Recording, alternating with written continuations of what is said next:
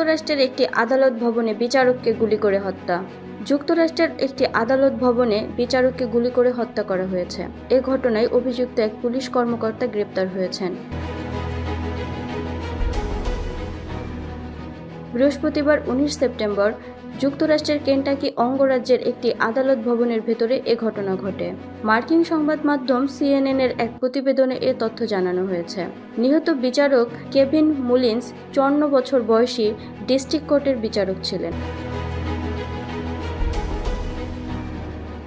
অভিযুক্ত মিকি স্টেনেস 43 বছর বয়সী কেন্টাকি অঙ্গরাজ্যের লেচার কাউন্টির শেরিফ। কেন্টাকি অঙ্গরাজ্যের পুলিশ এক বিবৃতিতে জানায়, লেচার কাউন্টি আদালত ভবনে বিচারক কেভিন মুলিন্সের সঙ্গে শেরিফ মিকি স্টেনেসের বাকবিতণ্ডা হয়। এক পর্যায়ে বিচারককে গুলি করে শেরিফ।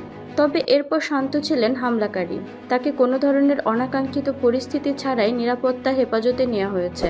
বিবৃতিতে হত্যার মোটিভ বা উদ্দেশ্য সম্পর্কে কিছু জানায়নি police.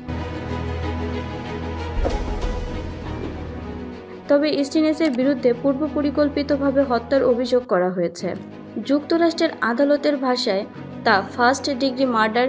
কেন্টাকির attorney general Russell Coleman বলেন, মামলাটির তদন্ত শুরু করা হয়েছে। তার কার্যালয় মামলাটি নিয়ে বিশেষ কৌশলীর সঙ্গে কাজ করছে।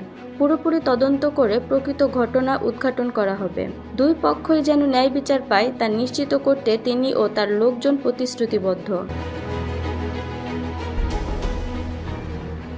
এ বিষয়ে কেন্টাকির গভর্নর অ্যান্ডি রেশিয়ার বলেন, বিশ্বে অনেক বেশি অসহিংসতা হচ্ছে। সুন্দর আগামীর পথ তৈরি হওয়ার জন্য প্রার্থনা করছি।